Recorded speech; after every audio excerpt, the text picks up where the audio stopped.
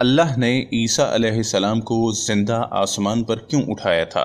عیسیٰ علیہ السلام کو مسیح کہا جاتا ہے۔ اس کا مطلب ہے کثرت سے زمین کی سیاحت کرنے والا، یا اس کا معنی ہاتھ پھیرنے والا ہے، کیونکہ آپ ہاتھ پھیر کر اللہ کے حکم سے مریضوں کو شفا یاب فرماتے تھے۔ آپ کی پیدائش اللہ تعالیٰ کا ایک بہت عظیم معجزہ ہے۔ اللہ تعالیٰ سورہ مریم آیت نمبر 16 سے 23 میں فرماتے ہیں، اس کتاب میں مریم کا بھی واقعہ بیان کیجیے جبکہ وہ اپنے گھر کے افراد سے الگ ہو کر ایک شرقی مکان میں آئیں اور ان لوگوں کی طرف سے پردہ کر لیا۔ پھر ہم نے اپنی روح کو ان کے پاس بھیجا، پس وہ ان کے سامنے پورا آدمی بن کر ظاہر ہوا۔ یہ کہنے لگیں، تجھ سے رحمان کی پناہ مانگتی ہوں، اگر تو اللہ سے ڈرنے والا ہے۔ اس نے جواب دیا، میں تو اللہ کا بھیجا ہوا قاصد ہوں، تجھے ایک پاکیزہ لڑکا دینے آیا ہوں۔ کہنے لگیں، بھلا میرے ہاں بچہ کیسے ہو سکتا ہے؟ مجھے تو کسی انسان نے ہاتھ تک نہ لگایا اور نہ میں بدکار ہوں۔ اس نے کہا، بات تو یہی ہے، لیکن تیرے پروردگار کا ارشاد ہے کہ وہ مجھ پر بہت ہی آسان ہے، ہم تو اسے لوگوں کے لیے ایک نشانی بنا دیں گے جو اپنی خاص رحمت۔ یہ تو ایک طے شدہ بات ہے۔ پس وہ حمل سے ہو گئیں اور اسی وجہ سے وہ یکسو ہو کر ایک دور کی جگہ چلی گئیں۔ پھر درد ذاہ اسے ایک کھجور کے تنے کے نیچے لے آیا اور بے ساختہ زبان سے نکل گیا کہ کاش میں اس سے پہلے ہی مر گئی ہوتی اور لوگوں کی یاد سے بھول بسری ہو جاتی۔ سیدہ مریم بہت عبادت گزار تھیں۔ انہوں نے اپنے اور لوگوں کے درمیان آڑ بنا لی تھی۔ انہیں کھانا بھی پردے کے پیچھے سے پکڑایا جاتا۔ اللہ تعالیٰ کی طرف سے بھی انہیں خاص رزق مل رہا تھا۔ اس حالت میں جبرائیل علیہ السلام ان کے پاس آئے۔ انہوں نے ان کے گریبان میں اللہ کے حکم سے پھونک ماری، اس سے انہیں حمل ٹھہر گیا۔ ولادت کا وقت آیا تو آپ لوگوں سے بہت دور یعنی بیت الحلم چلی گئیں۔ وہاں انہیں درد ذاہ شروع ہوا، تب کہنے لگیں، کاش میں اس سے پہلے مر جاتی۔ اللہ تعالیٰ کی طرف سے ارشاد ہوا، سورہ مریم آیت نمبر 24 سے 28 میں ہے، اتنے میں اسے نیچے سے ہی آواز دی کہ آزردہ خاطر نہ ہو، تیرے رب نے تیرے پاؤں تلے ایک چشمہ جاری کر دیا ہے، اور اس کھجور کے تنے کو اپنی طرف ہلا، یہ تیرے سامنے تر و تازہ پکی کھجوریں گرا دے گا۔ اب چین سے کھا پی اور آنکھیں ٹھنڈی رکھ۔ اگر تجھے کوئی انسان نظر پڑ جائے تو کہہ دینا، میں نے اللہ رحمان کے نام کا روزہ مان لکھا ہے، میں آج کسی شخص سے بات نہ کروں گی۔ اب عیسیٰ کو لیے ہوئے وہ اپنی قوم کے پاس آئیں۔ سب کہنے لگے، مریم تو نے بڑی بری حرکت کی ہے۔ اے ہارون کی بہن، نہ تو تیرا باپ برا آدمی تھا، نہ تیری ماں بدکار عورت تھی۔ ہارون کی بہن مریم، یہاں ہارون سے مراد موسیٰ علیہ السلام کے بھائی ہارون علیہ السلام نہیں، بلکہ مریم علیہ السلام کے ایک بھائی کا نام ہارون تھا۔ قوم کی باتیں سن کر مریم علیہ السلام خاموش رہیں اور بچے کی طرف اشارہ کر دیا کہ اس سے بات کر لو۔ وہ کہنے لگے، بھلا گود کا بچہ کیسے بات کر سکتا ہے؟ سورہ مریم آیت نمبر 29 میں ہے۔ مریم نے اپنے بچے کی طرف اشارہ کیا۔ سب کہنے لگے، لو بھلا ہم گود کے بچے سے کیسے بات کریں؟ اس وقت عظیم معجزہ رونما ہوا۔ سورہ مریم آیت نمبر 30 سے 33 میں ہے، بچہ بول اٹھا، میں اللہ تعالیٰ کا بندہ ہوں، اس نے مجھے کتاب عطا فرمائی اور مجھے اپنا پیغمبر بنایا ہے، اور اس نے مجھے بابرکت کیا ہے جہاں بھی میں ہوں، اور اس نے مجھے نماز اور زکوٰۃ کا حکم دیا ہے جب تک بھی میں زندہ رہوں، اور اس نے مجھے اپنی والدہ کا خدمت گزار بنایا ہے اور مجھے سرکش اور بدبخت نہیں کیا، اور مجھ پر میری پیدائش کے دن اور میری موت کے دن اور جس دن کے میں دوبارہ زندہ کھڑا کیا جاؤں سلام ہی سلام ہے۔ اللہ تعالیٰ نے عیسیٰ علیہ السلام کی اس گفتگو کے بعد فرمایا، یہ ہے صحیح واقعہ عیسیٰ ابن مریم کا۔ یہی وہ حق بات ہے جس میں لوگ شک و شبہ میں مبتلا ہیں۔ اللہ تعالیٰ کے لیے اولاد کا ہونا لائق نہیں، وہ تو بالکل پاک ذات ہے۔ وہ تو جب کسی کام کے سر انجام دینے کا ارادہ کرتا ہے تو اسے کہہ دیتا ہے کہ ہو جا، وہ اسی وقت ہو جاتا ہے۔ میرا اور تم سب کا پروردگار صرف اللہ ہی ہے، تم سب اسی کی عبادت کرو، یہی سیدھی راہ ہے۔ اس طرح عیسیٰ علیہ السلام کی ولادت بغیر باپ کے ہوئی۔ اس معجزے کے بعد کئی فرقے گمراہ ہوئے اور کہا مریم اللہ تعالیٰ کی بیوی ہے۔ اس بات کی تردید کرتے ہوئے اللہ تعالیٰ سورہ الجن آیت نمبر 3 میں فرماتے ہیں، اور بے شک ہمارے رب کی بڑی بلند شان ہے، نہ کسی کو اپنی بیوی بنایا نہ بیٹا۔ اللہ تعالیٰ سورہ المائدہ آیت نمبر 72 سے 74 میں فرماتے ہیں، بے شک وہ لوگ کافر ہو گئے جن کا قول ہے کہ مسیح ابن مریم ہی اللہ ہے، حالانکہ خود مسیح نے ان سے کہا تھا کہ اے بنی اسرائیل، اللہ ہی کی عبادت کرو جو میرا اور تمہارا سب کا رب ہے۔ یقین مانو کہ جو شخص اللہ کے ساتھ شریک ٹھہراتا ہے، اللہ تعالیٰ نے اس پر جنت حرام کر دی ہے، اس کا ٹھکانہ جہنم ہی ہے، اور گنہگاروں کی مدد کرنے والا کوئی نہ ہوگا۔ وہ لوگ بھی یقیناً کافر ہو گئے جنہوں نے کہا اللہ تین میں سے تیسرا ہے۔ دراصل اللہ تعالیٰ کے سوا کوئی معبود نہیں۔ اگر یہ لوگ اپنے اس قول سے باز نہ رہے تو ان میں سے جو کفر پر رہیں گے انہیں المناک عذاب ضرور پہنچیں گے۔ یہ لوگ اللہ تعالیٰ کی طرف کیوں نہیں جھکتے اور استغفار کیوں نہیں کرتے؟ اللہ تعالیٰ تو بہت ہی بخشنے والا بڑا مہربان ہے۔ سورہ المائدہ آیت نمبر 75۔ مسیح ابن مریم سوائے پیغمبر ہونے کے اور کچھ بھی نہیں۔ ان سے پہلے بھی بہت سے پیغمبر گزر چکے ہیں۔ ان کی والدہ ایک راست باز عورت تھیں۔ دونوں ماں بیٹا کھانا بھی کھایا کرتے تھے۔ آپ دیکھیے کہ کس طرح ہم ان کے سامنے دلیلیں رکھتے ہیں، پھر غور کیجئے کہ وہ کس طرح پھرے جاتے ہیں۔ اللہ تعالیٰ نے ان آیت نمبر 72 سے 75 میں عیسائیوں کے عقیدے کا رد کیا ہے، کیونکہ وہ مریم اور عیسیٰ علیہ السلام کو بھی اللہ کا حصہ مانتے ہیں۔ سورہ الاخلاص میں بھی ان کے عقیدے ان الفاظ کا رد کیا گیا۔ آپ کہہ دیجئے وہ اللہ ایک ہے، اللہ بے نیاز ہے، نہ اس سے کوئی پیدا ہوا اور نہ وہ کسی سے پیدا ہوا، اور نہ کوئی اس کا ہمسر ہے۔ لوگوں نے جب مریم علیہ السلام پر تہمت لگائی، انہیں بدکار کہا، تب اللہ نے فرمایا، سورہ نساء آیت نمبر 156 میں ہے، اور ان کے کفر کے باعث اور مریم پر بہت بڑا بہتان باندھنے کے باعث ہم نے ان پر لعنت کی۔ اس طرح سورہ آل عمران آیت نمبر 59 میں اللہ تعالیٰ فرماتے ہیں، اللہ کے نزدیک عیسیٰ کی مثال ہو بہو آدم کی مثال ہے، جسے مٹی سے پیدا کر کے کہہ دیا کہ ہو جا، پس وہ ہو گیا۔ عیسائیوں کا عیسیٰ اور مریم علیہ السلام کے بارے میں یہ بہت بڑا جھوٹ ہے کہ عیسیٰ علیہ السلام اللہ کے بیٹے اور مریم اللہ کی بیوی ہیں۔ اللہ تعالیٰ سورہ المریم آیت نمبر 88 سے 95 میں فرماتے ہیں، ان کا قول تو یہ ہے کہ اللہ رحمان نے اولاد اختیار کی ہے، یقیناً تم بہت بری اور بھاری چیز لائے ہو۔ قریب ہے کہ اس بہتان کی وجہ سے آسمان پھٹ جائیں اور زمین شق ہو جائے اور پہاڑ ریزہ ریزہ ہو جائیں کہ وہ رحمان کی اولاد ثابت کرنے بیٹھیں۔ رحمان کے لائق نہیں کہ وہ اولاد رکھے۔ آسمانوں اور زمین میں جو کچھ بھی ہے یہ سب اللہ کے غلام بن کر ہی آنے والے ہیں۔ ان سب کو اس نے گھیر رکھا ہے، وہ سب کو پوری طرح گن بھی رکھا ہے۔ یہ سارے کے سارے قیامت کے دن اکیلے اس کے پاس حاضر ہونے والے ہیں۔ اللہ تعالیٰ سورہ الانعام آیت نمبر 101 میں فرماتے ہیں، وہ آسمانوں اور زمین کا موجد ہے، اللہ تعالیٰ کے ہاں اولاد کہاں ہو سکتی ہے، حالانکہ اس کی کوئی بیوی تو ہے ہی نہیں، اور اللہ تعالیٰ نے ہر چیز کو پیدا کیا اور وہ ہر چیز کو خوب جانتا ہے۔ اسی طرح اللہ تعالیٰ سورہ زخرف آیت نمبر 81 میں فرماتے ہیں، آپ کہہ دیجئے اگر بالفرض رحمان کی اولاد ہوتی تو میں سب سے پہلے عبادت کرنے والا ہوتا۔ مطلب یہ کہ تم بغیر کسی دلیل کے ایسی بات کہے جا رہے ہو۔ عیسیٰ علیہ السلام پرورش پاتے رہے، آپ کی پرورش بیت اللحم میں ہوئی، آپ نے بچپن میں ہی کافی علم حاصل کر لیا، کیونکہ آپ کو اور آپ کی والدہ کو اللہ تعالیٰ نے جہان والوں کے لیے اپنی قدرت نشانی ٹھہرایا تھا۔ اللہ تعالیٰ سورہ المومنین آیت نمبر 50 میں فرماتے ہیں، اور ہم نے ابن مریم اور ان کی والدہ کو ایک نشانی بنایا اور ان دونوں کو بلند و صاف قرار والی جگہ اور جالی پانے والی جگہ میں پناہ دی۔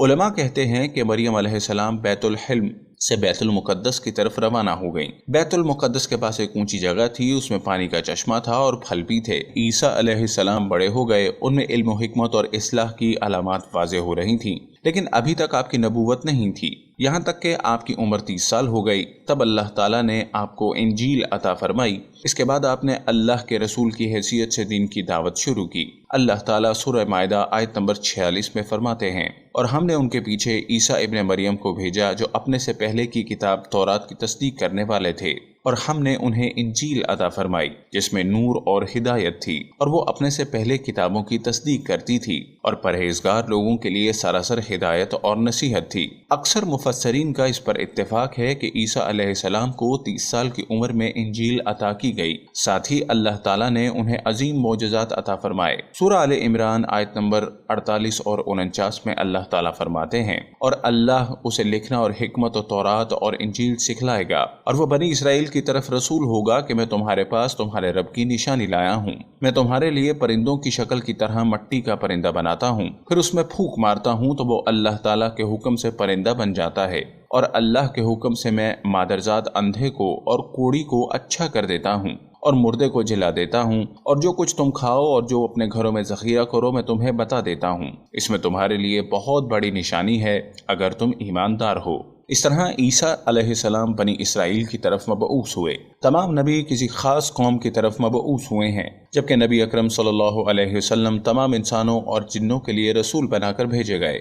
ये आपकी खसूसियात में से एक इम्तियाजी खसूसियत है। अल्लाह ताला ने ईसा इब्ने मरियम अलैहिस्सलाम को अजीम मौजज़ात अता फरमाए। पैदाशी अंधा बीना हो जाए, कोढ़ी का कोढ़ दूर हो जाता, बर्स वाले के जिस्म से हाथ फेर देते तो उसका बर्स खत्म हो जाता, मट्टी के परिंदे बनाकर फूंक मारते तो वो उड़ने लगते। लेकिन सबसे बड़ा मौजज़ा अल्लाह ताला ने आपको ये अता फरमाया कि आपने अल्लाह के हुक्म से मुर्दों को जिंदा किया। सूरह आले इमरान आयत नंबर 50-51 में है, और मैं तौरात की तस्दीक करने वाला हूँ और जो मुझसे पहले हैं मैं उसलिए आया हूँ कि तुम पर बाज वो चीजें हलाल कर दूं जो तुम पर हराम कर दी गईं, और मैं तुम्हारे पास तुम्हारे रब की निशानियां लाया हूँ, इसलिए तुम अल्लाह से डरो और मेरी फर्माबरदारी करो।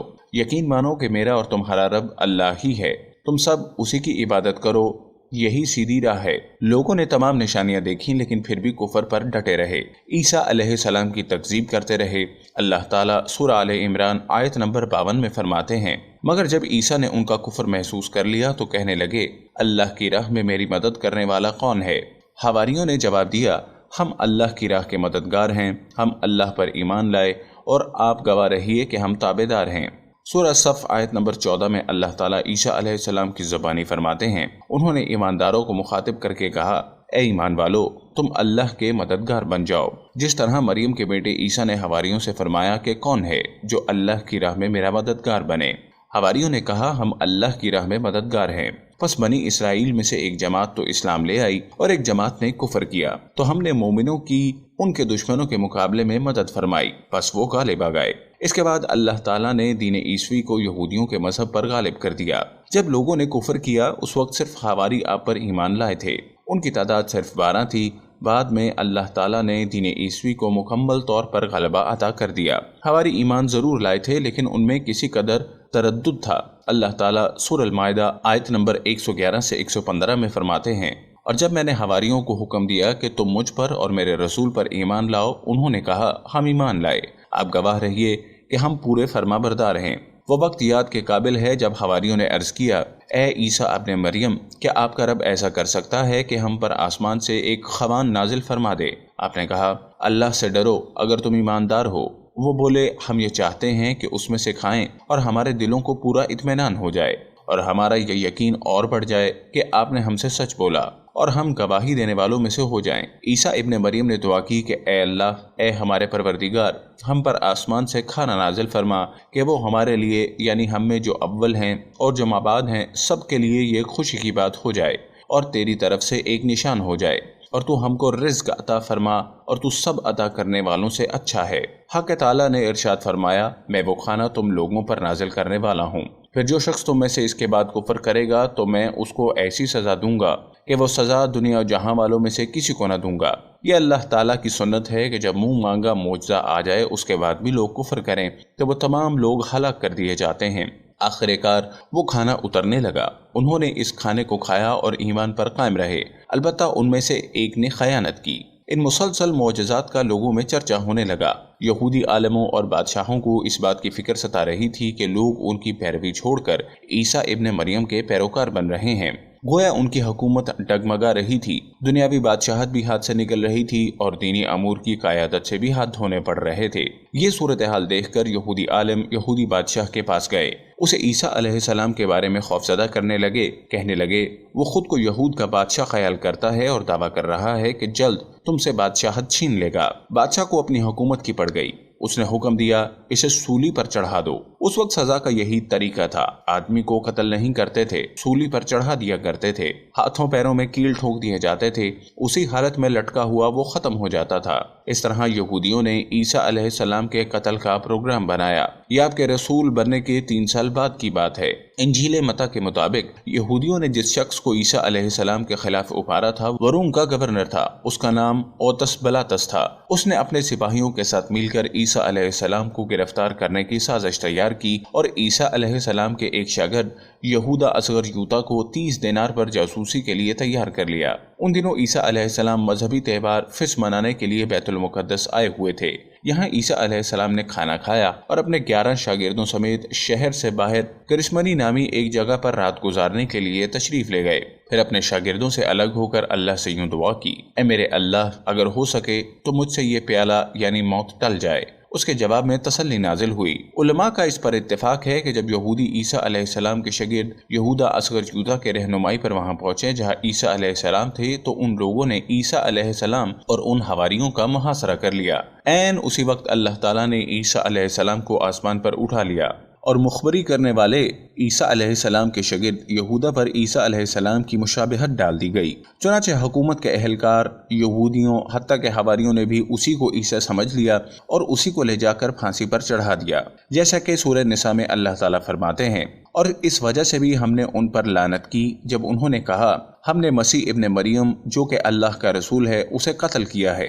हालांकि ना तो उन्होंने उसे कत्ल किया ना सूली दिया, लेकिन उनको शुबा पड़ गया और जो लोग इसमें इख्तिलाफ कर रहे हैं वो खुद शक में हैं। उन्हें हकीकत हाल का कुछ इल्म नहीं, महज जन के पीछे लगे हुए हैं। और ये यकीनी बात है कि उन्होंने ईसा अलैहिस्सलाम को कत्ल नहीं किया था, बल्कि अल्लाह ने उसे अपनी तरफ उठा लिया था और अल्लाह बहुत जोर आवर और बहुत हिकमत वाला है। ईसाई और यहूदी इस बात पर मुत्तफिक थे कि ईसा अलैहिस्सलाम को सूली पर चढ़ा दिया गया है, लेकिन उनमें थोड़ा सा इख्तिलाफ था। यहूदी कहते थे कि वो कत्ल हो गए हैं, जबकि ईसाई कहते थे कि वो 3 दिन तक मुर्दा रहने के बाद जिंदा होकर और आसमान पर चले गए हैं। अल्लाह ताला ने इन दोनों गिरोहों की तरदीद करते हुए फरमाया कि ये शक में मुब्तला हैं। दर हकीकत ये लोग ईसा अलैहिस्सलाम को गिरफ्तार न कर सके थे। बहरहाल ईसा अलैहिस्सलाम के आसमान पर उठाए जाने के बाद यहूद गालिब आ गए और दीन ईसवी की इशाअत पर पाबंदी लगा दी। अलबत्ता खुफिया तौर पर लोग इस दीन से आगाही हासिल करते रहे और ये सिलसिला 240 साल तक यूं ही चलता रहा। अगर आपको हमारी वीडियोस पसंद आ रही हैं तो बराए मेहरबानी लाइक बटन को प्रेस करना हरगिज मत भूलिएगा। कमेंट्स के जरिए अपनी कीमती आरा से आगाह कीजिए और इस चैनल को सब्सक्राइब जरूर कीजिए।